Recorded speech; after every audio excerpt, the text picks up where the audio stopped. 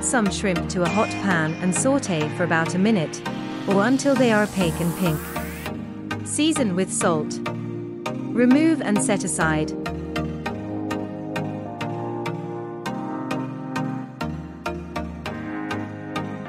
Add 3 tablespoons and butter and 5 cloves of minced garlic and saute for 30 seconds. Carefully add 1 cup of good quality chicken stock to the pan and simmer and reduce by half. Add a 1/4 cup of lemon juice.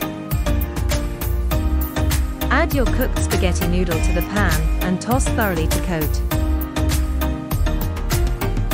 Now add the shrimp back to the pan.